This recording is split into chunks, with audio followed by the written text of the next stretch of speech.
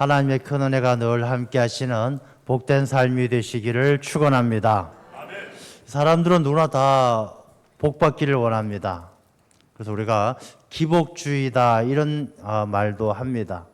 신앙생활을 복받는 데 목적을 둔 잘못된 신앙 형태를 기복주의다 그렇게 이야기하기도 합니다. 예로부터 사람들은 복받기를 원해서 정한 수를 떠다 놓고도 비나이다 비나이다 그렇게 복을 빌었습니다. 그런데 문제는 이게 간절히 빈다고 해서 복받는 인생을 살 수 없다는 데 있습니다.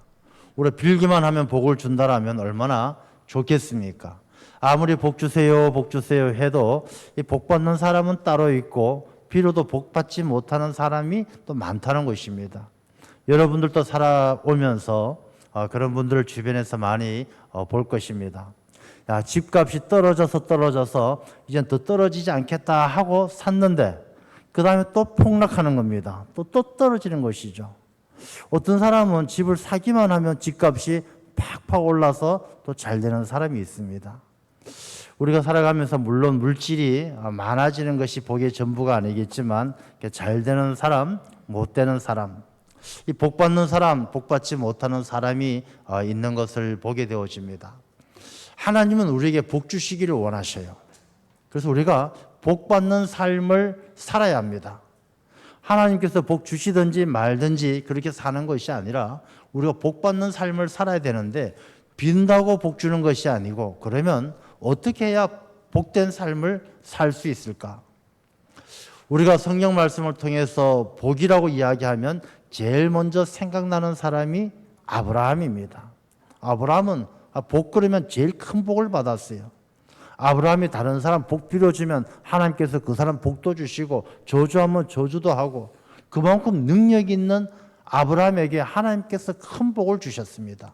오늘 본문의 말씀에도 나오는 것을 보면 아브라함이 동쪽이든 서쪽이든 남쪽이든 북쪽이든 동서남북 가는 대로 하나님께서 그 땅을 다 주시는 거예요.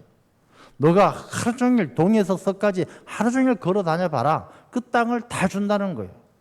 무엇을 해도 하나님께서 그 아브라함에게 복 주시고 다 능력 주시고 큰 은혜를 누릴 수 있도록 하나님께서 아브라함에게 큰 복을 주셨습니다. 그래서 우리가 하나님은 복 주시기를 원하는데 우리는 복 받기를 원하는데 그럼 어떻게 해야 하나님이 주시는 복을 받을 수 있는지 그 복을 받았던 아브라함의 삶을 한번 살펴보려고 합니다.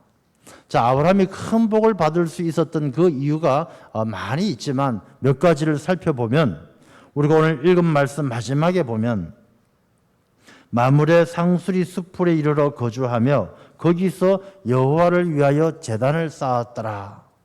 이 아브라함이 제단을 쌓은 것이 처음이 아닙니다. 아브라함은 75세에 하나님께서 하란을 떠나라 내가 내게 지시할 땅으로 가라 이렇게 말씀하신 후에 아브라함은 하나님의 말씀에 순종해서 길을 떠난 것입니다.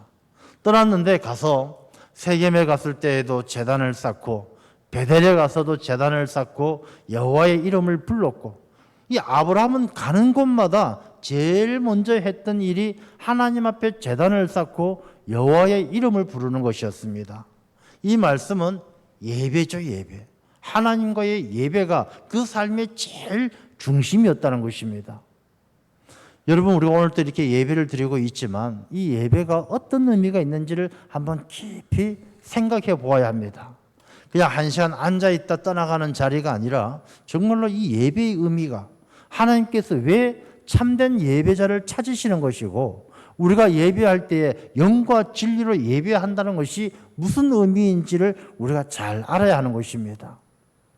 조직신학자 가운데 유명한 칼 바르트는 예배에 대해서 이렇게 이야기했습니다. 예배는 가장 중요한 것이요 가장 긴급한 것이고 가장 영광스러운 일이다. 가장 중요하고 가장 긴급하고 정말 영광스러운 일이 예배라는 것입니다. 어떻습니까? 정말 여러분들에게 있어서 예배는 인생의 가장 중요한 일입니까? 가장 긴급한 일입니까? 가장 영광스러운 일입니까? 많은 사람들이 이 예배를 그냥 옵션으로 생각하고 살아가고 있는 것은 아닙니까? 우리가 하나님을 믿지만 예배를 드리면 좋지만 형편이 안 돼서 못 드려도 그만이다. 혹시 그렇게 생각하고 있지 않습니까? 우리는 하나님께서 예배하는 자를 찾으시는데 참된 예배자가 되지도 않으면서 하나님이 찾으시는 자가 되어서 하나님이 기뻐하는 삶을 살지도 못하면서 왜 하나님 나를 도와주지 않습니까? 왜 하나님 나를 복주지 않습니까? 뭔가 하나님하고 빗나간 코드를 갖고 있는 것 아닙니까? 우리가 예배를 깊이 생각해 보셔야 됩니다. 하나님께서 찾는 참된 예배자가 어떤 사람인지. 세상에서 가장 똑똑한 민족이라고 그러면 유대인 민족을 이야기합니다. 이 유대인들은 참 똑똑합니다. 뭐 나와 있는 결과를 봐도 그렇습니다. 이 유대인 민족들은 그렇게 많은 사람들이 숫자가 아니지만 노벨상을 가장 많이 받은 민족이 유대인 민족이에요. 한 거의 30% 가까이 유대인들이 노벨상을 받았습니다. 전 분야에. 대단한 일 아니겠습니까? 오늘날의 미국이 세계 최고 강대국입니다. 그러나 그 미국을 움직이는 손은 유대인들입니다. 정치, 경제, 모든 사회의 뒤에서 움직이는 금융, 돈, 다 유대인들 손에 의해서 미국이 움직이고 그 미국은 세계를 움직이는 것입니다. 여러분, 유대인들은 2000년 동안 나라가 없다가 2000년이 지나서 1945년 2차 대전이 끝나고 나서야 이 이스라엘이 2000년 만에 나라가 다시 세워지지 않습니까? 여러분, 세상에 어느 민족이 2000년 동안 나라 없이 온 세상에 흩어져서 그렇게 핍박받으면서 히틀러가 600만 명을 죽인 것이 전부가 아니지 않습니까? 이 유대인들은요, 세상에서 얼마나 큰 핍박을 받았는지 모릅니다. 폴란드에서도 20만 명이 학살을 당했었고, 그렇게 핍박을 받으면서도 유대인들이 자기들의 정체성을 지키고 2000년이 지나서 나라를 세웠다는 것은 얼마나 대단한 민족인지 상상을 뛰어넘는 일이라는 것입니다. 그런데 그렇게 유대인들이 자기들의 2000년이 넘도록 정체성을 지키고 마침내 이스라엘을 재건할 수 있었던 그 힘이 어디에 있었느냐? 안식일이 있었다는 것입니다. 온 세상에 흩어져도 이 유대인들은 안식일을 지키면서 안식일에는 하나님께 예배하고 그 안식일을 거룩히 지켜서 그들의 신앙의 정체성을 잃지 않았다는 것입니다. 여러분, 예배는 우리의 삶의 힘이 되는 줄로 믿습니다. 하나님은 예배하는 이스라엘 민족을 버리지 아니하시고 이스라엘 민족을 다시 세워주신 것입니다.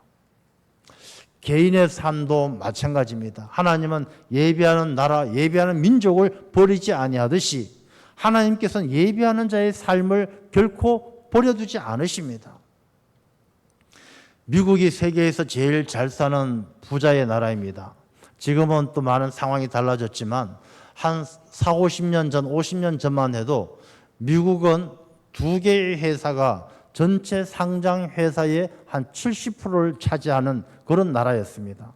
2개의 회사가 JP 모건과 록펠러입니다.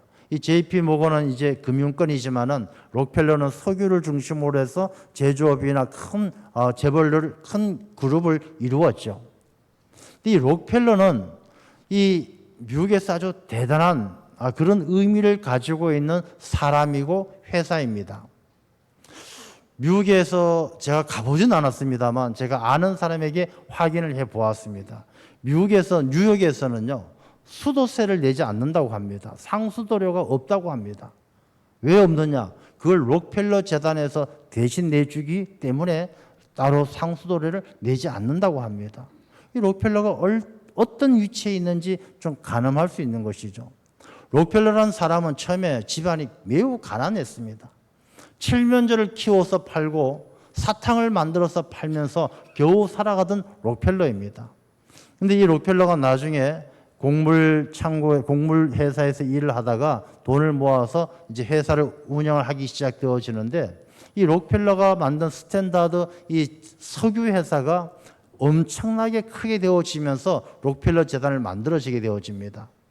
여러분, 석유라는 것이 처음에는 성경 말씀에 나오는 역청처럼 이 석유라는 것은 말 그대로 돌에서 묻어나오는 기름이었어요. 옛날 처음부터 석유를 땅에서 시추해서 파는 것이 아니라 이 석유가 돌틈이라든지 이런 데서 스며 나오는 끈적끈적한 액체였죠. 그래서 제일 처음에 이 석유는 사람들이 만병통치약으로 썼습니다. 상처가 나면 이 원유를 바르고 먹기도 하고. 그래서 이 석유를, 이 원유를 약으로 쓰고 그렇게 지냈는데, 이 어떤 사람이 이 석유에 기름이 있다는 것을 알고 이걸 제일 처음엔 등불의 원료로 만들기 시작하죠. 그래서 그 석유가 나중에는 지금의 휘발유도 되고 석유도 등유도 되고 뭐 중유도 되고 이렇게 만들어집니다. 이 예전에 석유가 얼마나 가치가 없었냐 하면 중국에서는 이 소금을 채취하기 위해서 땅을 깊이 팝니다. 한 1km, 1.5km를 파면 이 지하수, 염수가 있습니다. 이 염수가 뭐냐 하면 이 암염, 이 소금 덩어리, 소금 바위가 녹아가지고 이 지하에 물이 소금물이 되는 것이죠. 그걸 뽑아 올려가지고 이 정제해서 증발시켜서 소금을 만들었던 것입니다. 그렇게 땅을 파다 보면은 석유가 나오는데, 원유가 나오는데, 이 원유가 필요 없다고 다 원유를 뽑아서 그냥 모아서 갖다 강물에 흘려 보냈던 것이죠. 그래서 이 원유가 흘러가면서 불이 붙으면 막 수십 킬로까지 강물이 불이 붙기도 하고 그렇게 버려졌던 것이 바로 원유입니다. 근데 이 원유를, 석유를 우리가 쓸 수 있도록 정제하기 시작하고 정유를 하는 것이 바로 록펠러가 했던 일입니다. 록펠러가 그 일을 통해서 석유를 정유하고 유통을 하면서 어마어마한 부를 이루게 된 것이죠. 근데 록펠러가 얼마나 그 돈을 많이 벌었다는 게 중요한 것이 아니고요. 그 재벌이 되어진 록펠러가 얼마나 많은 교회와 병원을 짓고 큰 일을 했는지 모릅니다. 그리고 록펠러는 98세까지 치아가 하나도 상하지 않을 만큼 건강했다는 것입니다. 얼마나 큰 복을 받았습니까? 여러분, 치아가 하나만 상해도 부러지거나 빠지거나 해도 불편한데 록펠러가 큰 복을 받았죠. 근데 이 록펠러가 복을 받게 된 록펠러가 고백하기를 자기가 복 받은 것은 어머니의 말씀, 어머니의 유언을 잘 지켰기 때문이다. 그렇게 이야기하는데 그 어머니의 유언이 무엇이냐 하면은 제가 몇 가지만 말씀을 드려보면요. 첫 번째가 하나님을 친아버지처럼 섬겨라라는 것입니다. 그러니까 예배를 드리고 하나님을 섬겨도 하나님이 저 하늘에 계시고 거룩하시고 저 멀리 계신 분이 아니라 항상 나와 함께 하시는 친아버지처럼 섬기라는 것입니다. 두 번째가 매우 중요합니다. 목사님을 하나님 다음으로 섬겨라는 것입니다. 이것은 이 록펠러 어머니의 유언이에요. 세 번째는 주일 예배는 꼭 본교회에서 드려라. 네 번째, 오른쪽 주머니는 항상 11조 주머니로 하라. 록펠러는 그 록펠러 재단에는요 11조만을 계산하는 부서가 따로 있어요. 이 부서가 11조 부서가 따로 있는 것이죠. 이 록펠러는 자기가 일을 하면서 수입이 들어오면 제일 먼저 했던 게 11조를 떼는 것이고 나중에 10의 3조, 10의 5조 하나님의 일에 귀하게 쓰임 받았던 것입니다. 우리가 아침에 일어나면 기도하라. 저녁에 잠자리 들기 전에 하루를 반성하고 기도하라. 기도로 시작하고 기도로 하루를 마치고 아침에는 꼭 하나님의 말씀을 읽고 시작하라. 남을 도울 수 있으면 최선을 다해서 도와라. 중요한 10번째 중요한 겁니다.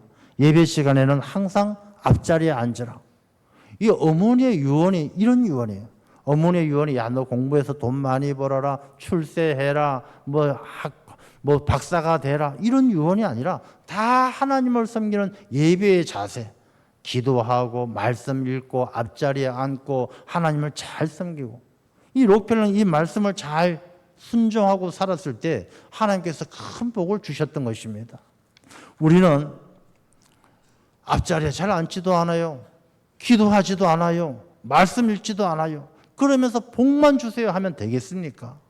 우리가 하나님이 찾으시는 참된 예배자가 되어야 할 줄로 믿습니다. 에스겔서 47장에도 보면 성전에서 흐르는 물에 관한 말씀이 있어요. 환상 중에 성전에서 물이 흘러서 이 물이 흘러가는 곳마다 개울을 이루고 강을 이루고 바다에 도착을 합니다. 여러분, 이 강물이 흐르는 곳마다 나무들이 자라나고 꽃이 피고 열매가 끊이지 아니하고 고깃대들이 모여들고 죽은 바다가 살아나는 그런 역사가 일어납니다. 여러분 성전에서 흘러나오는 그 물이 무엇을 이야기하겠습니까? 성전은 하나님께 예배드리는 곳이고 하나님을 영화롭게 하는 곳입니다. 하나님께 예배하는 자들이 그 받은 은혜가 흐르는 강물, 은혜의 강물 따라 예배를 통해서 주시는 하나님의 은혜와 하나님의 능력에 힘입어 사는 사람들은 죽은 자도 살아나고 없는 것도 일어나고 큰 복을 누리게 되는 줄로 믿습니다. 그러나 우리가 예배를 드리고 그 흐르는 강물이 아니라 반대로 강물이 없고 메마른 땅으로 척박한 땅으로 가게 되어지면 우리는 척박한 땅의 가시나무처럼 외롭고 다른 사람들 상처 주는 그런 삶을 살게 되는 것이죠. 그래서 예배라는 것은 하나님 앞에 나와서 한 시간 앉아 있는 것이 아니라 내 인생에 가장 중요한 것이고 가장 긴급한 것이고 가장 영광스러운 것이고 이 예배를 통해서 하나님이 주시는 은혜를 따라서 살아갈 때 그 삶이 복되다는 것입니다. 여러분 십자가를 한번 생각해 보십시오. 십자가가 이렇게 있으면 여러분 이 종대 세워지는 기둥이 먼저 세워져야 이 가로의 십자가가 횡대를 놓을 수가 있는 것입니다. 우리의 삶은 하나님과 나하고의 관계가 세워지지 않으면 이 사람과 사람, 이웃과의 관계는 행복할 수가 없는 것입니다. 우리가 행복한 것은 하나님과의 관계가 바로 세워질 때 우리의 가족도 우리의 형제도 이웃도 우리가 함께 큰 기쁨을 나누게 되는 줄로 믿습니다. 근데 예배도요. 이 에스겔서 47장 11절 말씀을 보면 같이 한번 읽어보겠습니다. 그 진펄과 개펄은 되살아나지 못하고 소금 땅이 될 것이며. 여러분 이 진펄과 개펄이 뭐냐면 진펄은 물이 범람해서 만들어지는 땅이죠. 메마른 땅인데 물이 범람해서 홍수가 났을 때 어쩌다 한번 범람해서 그 땅이 조금 축축해졌다가 다시 바짝 마르게 되는 것이 바로 진펄입니다. 여러분 우리가 신앙생활 하는 가운데 이 진펄 같은 사람들이 많잖아요. 어쩌다 한번 은혜 받으면 좋아가지고 막 은혜 받은 것처럼 하는데 조금 시간이 지나면 다시 바짝 말라가는 것입니다. 저도 신앙하고 목회생활을 하면서 꼭 1년에 한두 번씩 뵙는 분이 계셔요. 성구 영신 예배 때 한번 나오시는 분 계시고 성탄절에 한번 오시는 분 계시고 상반기 한번 하반기 한번 나오는 분도 계시고 진펄과 같이 되어서는 하나님이 기뻐하시는 풍성한 복된 삶을 누릴 수가 없다는 것입니다. 갯벌이 어떤 것입니까? 갯벌은 밀물이 들어왔다가 썰물이 되었다가 왔다 갔다 하는 것이 갯벌이에요. 신앙생활하면서 예배생활하면서 갯벌 같은 사람 얼마나 많습니까? 할 일이 없으면 한번 와봤다가 또 놀러 가자 그러면 나갔다가 한 몇 주 빠졌다가 한번 왔다가 밀물로 왔다가 썰물로 빠져나갔다가 이런 갯벌이 되어서는 소금 땅처럼 하나님이 기뻐하시는 복된 삶을 살 수가 없다는 것입니다. 우리가 예배에 성공하는 사람이 복된 삶을 살게 될 줄로 믿습니다. 우리가 이 주일날 예배 드리는 것이요, 여러분 소중하고 중요하고 긴급하고 영광스러운 일이에요. 이 예배를 통해서 여러분이 큰 힘을 얻기를 축원합니다. 그 다음에 두 번째 아브라함을 보면 굉장히 너그러운 사람입니다. 그릇이 큰 사람이에요. 이 아브라함하고 롯이 대화를 하는 것을 본문에 보면 너가 좌하면 내가 우하고 너가 우하면 내가 좌하겠다. 아브라함이 양보하는 거예요. 너그러운 마음으로 그에게 우선적으로 선택할 수 있도록 선택권을 주는 거예요. 이 아브라함의 그릇이 얼마나 큰지 알 수가 있는 것이죠. 여러분, 그러니까 아브라함이 하나님께서 너 땅 다 주고, 오늘 본문에 말씀해 보면 동서남북 바라봐라. 그 땅을 너와 내 자손에게 영원히 다 주겠다. 그리고 그 자손은 땅에 티끌같이 많을 것이다. 여러분, 땅을 줘도 저는 1000평만 줘도 너무너무 좋겠는데 동서남북 바라보는 것을 다 준대요. 왜 그렇게 줍니까? 아브라함은 그릇이 크니까. 티끌같이 자손들을 많이 준대요. 자녀 한 명 키우기도 힘든데 자녀가 한 2명만 있어도 좋겠는데 후손이 티끌같이 많이 준다는 것입니다. 왜? 아브라함은 그릇이 크니까. 이 말씀을 여러분 우리 자신을 한번 생각해 보겠습니다. 우리는요 너무너무 그릇이 작아요. 우리는 손해보는 건 못 참고 못 견뎌요.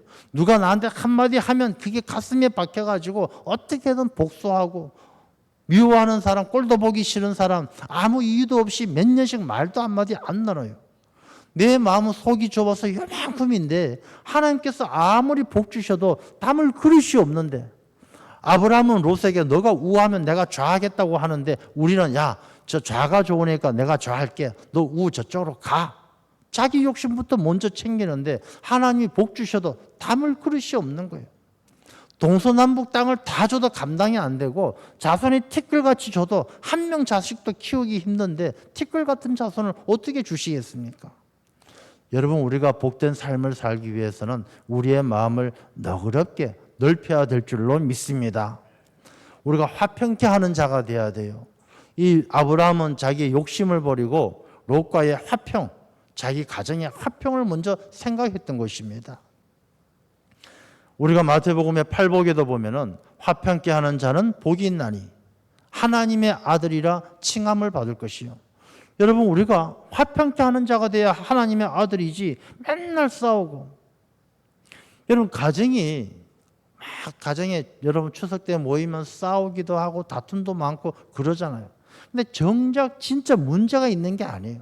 다 옛날에 한번 마음 상했던 일, 지난번에 나한테 자존심 상하게 했던 말 한마디, 이런 것들 때문에 모여서 이야기, 제일 처음엔 야 오랜만이다 해놓고 한 30분만 이야기하면 옛날 생각 다 끄집어내는 거예요. 야, 그러다 보면 마음 상하고 빈정 상하고, 야 때려치워 나 간다, 먼저 간다, 가버리고, 그런 일들이 얼마나 많습니까?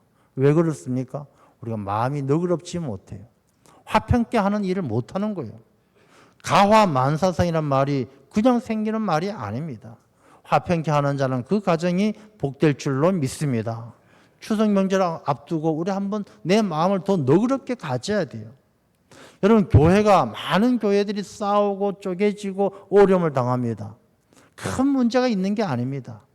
화평치 못하기 때문에, 마음이 너그럽지 못하기 때문에 그렇다는 것입니다. 그 교회의 성도들이 마음이 너그럽지 못해서 그릇이 너무나 그릇보다 더 크게 하나님께서 주셨기 때문에 쪼개지는 거예요. 우리가 마음을 너그럽게 하면 우리가 어떤 교회든 어떤 조직이든 어떤 사회든 마음을 너그럽게 하는 사람, 그릇이 큰 사람에겐 하나님께서 큰 복으로 채워주시는 줄로 믿습니다. 그래서 우리가 마음을 너그럽게 가져야 됩니다. 마음이 좁은 사람은 보는 눈이 달라요. 요단 이 성경 말씀에 나오는 롯은 자기 욕심으로, 그 좁은 마음으로, 이 롯이 마음이 너그러웠더라면 아브라함이 이렇게 이야기했을 때, 아이고 삼촌 왜 이러십니까? 삼촌이 먼저 정하세요. 삼촌이 정한 다음에 내가 정하겠습니다. 아마 롯이 마음이 너그러운 사람이었더라면 그렇게 했을 거예요. 근데 이 롯은 마음이 좁은 사람이에요. 그러니까 자기 눈에 들어오는 것, 요단강을 보니까 물도 많고 푸르러서 야, 저 땅이 좋겠다, 저 땅에 가겠다. 이 롯은 자기 욕심을 채우기 위해서 그 좁은 마음, 그릇이 작은 거예요. 그래서 그 땅으로 찾아갑니다. 그 땅을 찾았다가 점점 장막을 옮겨서 소돔에까지 갑니다. 근데 하나님께서는 그 땅을 보시기에 어땠느냐? 앞에 13절 말씀해 보면 소돔 사람은 여호와 앞에 악하며 큰 죄인이었더라. 여러분, 마음이 너그러운 사람은 하나님의 눈을 가지는 사람이에요. 하나님께서 사람들을 얼마나 사랑하는지, 이 땅을 얼마나 귀하게 보는지. 마음이 좁은 사람은 자기 욕심의 눈으로 바라보는 거예요. 롯은 결국 자기 욕심을 채우려다가 큰 죄인 된 소돔 땅에 갔다가 하나님의 심판을 피해서 달아나다가 아주 비참한 최후를 맞이하는 것이죠. 여러분, 복 받는 사람은 자기 욕심을 채우는 눈을 가진 사람이 아니라 하나님의 눈을 가지고 너그러운 마음을 가져야 할 줄로 믿습니다. 그 다음에 우리가 이 아브라함을 보면 우리가 어떤 것을 배울 수 있느냐 하면요, 아브라함의 순종입니다. 순종. 아브라함은 하나님 앞에 아니요 한 적이 없습니다. 너 독자 이삭을 바쳐라. 하나님 왜 이러십니까? 한 번만 다시 생각해 주십시오. 안 그랬어요. 그 다음날 곧바로 아침에 일찍 일어나 이삭을 데리고 모리아산까지 가서 사환들 못 따라오게 하고 하나님 앞에 번제물로 드리려고 처음부터 끝까지 하나님 앞에 아니오라고 한 적이 없고 예라고만 순종했던 인물이 바로 아브라함이에요. 여러분, 우리가 하나님께 복 주십시오, 하나님 뭐 좀 나 잘되게 해 주십시오, 그 복 받기만을 원하지 하나님 앞에 순종하는 삶을 살아갑니까? 우리가 기도하다 보면 하나님께서 감동을 주실 때가 있어요. 야, 너 좀 더 기도해라. 야, 기도 더 해야 되겠다. 순종해 보십시오. 연초가 되어지면 많은 사람들이 결심합니다. 야, 올해는 새벽기도 나가야 되겠다. 올해는 주일에 한 번도 안 빠져야 되겠다. 올해는 교회 봉사 열심히 해야 되겠다.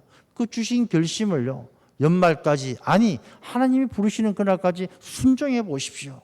순종하는 사람에게 하나님께서 큰 복 주실 줄로 믿습니다. 그리고 순종도 안 하면서 하나님한테 달라고만 한다라면 하나님께서 난처하지 않겠습니까? 우리가 순종할 때 하나님께서 큰 복을 주시는데, 그러면 순종을 어디까지 해야 되느냐? 여러분, 순종은 가나의 혼인잔치를 한번 생각해 보겠습니다. 하나님, 예수님께서 가나의 혼인잔치 가셨어요. 포도주가 다 떨어졌어요. 예수님께서 그 종들에게 그 항아리에다 물을 채우라고 그랬습니다. 여러분, 포도주가 필요한데 물을 채우라는 거 말이 되겠습니까? 종들이 생각하기에는 아이고 예수님, 포도주를 어떻게 주셔야지 물을 채우라고 하십니까? 우리가 순종할 때 많은 일들을 하다 보면 그래요. 내 생각하고 틀린데, 나는 이렇게 하는 게 맞는데, 저 회장님은 이렇게 하래요. 내 생각은 이게 맞는데 목사님은 저렇게 하래요. 순종 안 하잖아요.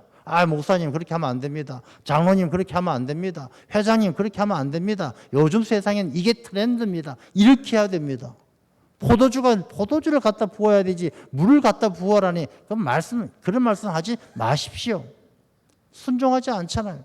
진짜 순종은 포도주가 필요해도 물을 부으라고 하면 물을 붓는 것이 순종이에요. 그리고 그 물을 어디까지 붓습니까? 아구까지 붓는 거예요. 두 바가지 갖다 붓고 예수님 물 갖다 부었습니다. 적당히 하고 마는 것은 순종이 아니에요.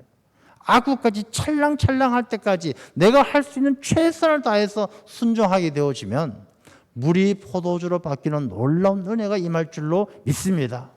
한번 그렇게 살아보십시오. 신앙생활하면서 그냥 흉내내서 물 한두 바가지 갖다 붓고 나 할 만큼 했다가 아니라 내가 할 수 없는 그 순간까지 더 이상 갖다 부을 수 없는 물이 아구까지 찰랑찰랑 할 때까지 한번 채워보십시오. 내가 물인 줄 알았던 내 인생을 하나님께서는 포도주처럼 귀한 인생으로 바꾸어 주실 줄로 믿습니다.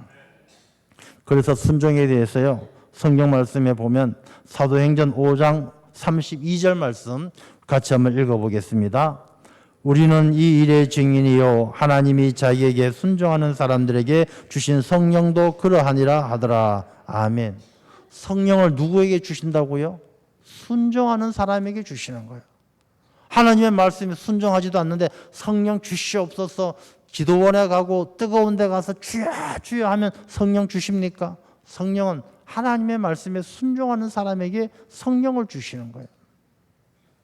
베드로전서 1장 22절의 말씀입니다. 같이 한번 읽어보겠습니다.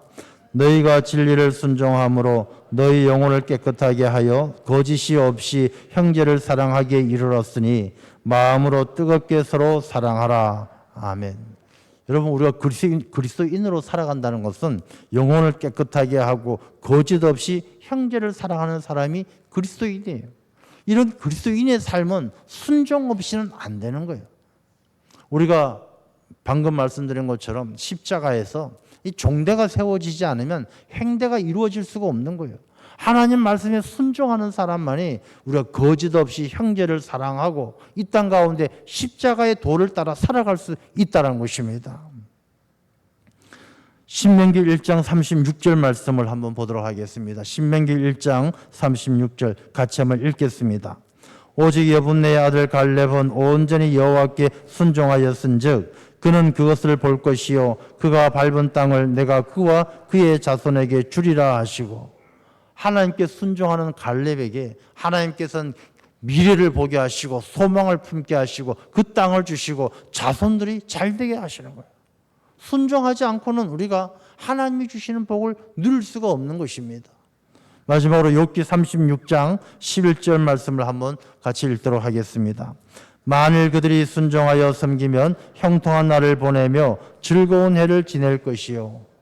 우리가 순종하면 하나님께서 형통한 날을 보내고 즐거운 해를 지낼 수 있도록 하나님께서 복 주신다는 것입니다. 근데 그 36장 12절 말씀을 보면 그들이 순종하지 아니하면 칼에 망하며 자식 없이 죽을 것이니라. 지식 없이 죽을 것이니라. 순종하지 않으면 하나님께서 아무것도 안 준다는 거예요. 그래서 우리가 복되게 살기 위해서는 한번 내 자신을 깊이 돌아보며 우리가 하나님께 순종했던가, 내가 말씀대로 순종했던가. 하나님의 말씀은, 예수님의 말씀은 물을 부으라고 하셔서 나는 포도주라고 생각했기 때문에 내 생각하고 틀려서 순종하지 않은 적은 없는가? 물을 갖다 부으라고 했는데 한 바가지만 붓고 다 부었습니다. 하나님, 예수님 물 부었습니다 하고 멈추고 더 이상 수고하지 않고 내가 할 수 있는 최선을 다하지 않았던 그런 삶은 아니었던가? 한번 돌아볼 때에 우리가 순종할 때 하나님께서 성령도 주시고, 우리가 순종할 때 이웃도 사랑하게 하시고, 순종할 때 하나님께서 우리의 삶을 형통하게 하실 줄로 믿습니다. 그래서 우리가 이번 추석 명절을 앞두면서 여러분의 가정을 복되게 하기 위해서 다시 한번 이 아브라함의 삶을 우리가 기억하고 배워야 되는 것입니다. 야, 아브라함처럼 우리 가족 이번에 모였을 땐 정말 모든 가족이 함께 제단을 쌓자, 예배드리자, 하나님께 예배드리고, 그 다음에 너그러운 마음으로 화평을 이루자. 내가 좀 짜증나고 속상해도 나 하나 희생하고 너 하나 참아서 가정에 화목하다라면 가와 만산성 하는 거예요. 그리고 조금 불편하고 힘들어도 하나님의 말씀을 생각하면서 순종하는 것이죠. 아, 하나님께서는 나에게 받는 것보다 주는 것이 복되다 하셨다. 하나님께서는 내게 끝까지 참으라, 잠잠히 기다리라 하셨다. 하나님의 말씀을 기억하고 순종하면 여러분들 가정에 놀라운 하나님의 큰 복이 임하게 될 줄로 믿습니다. 기도하겠습니다. 아버지 하나님, 저희들에게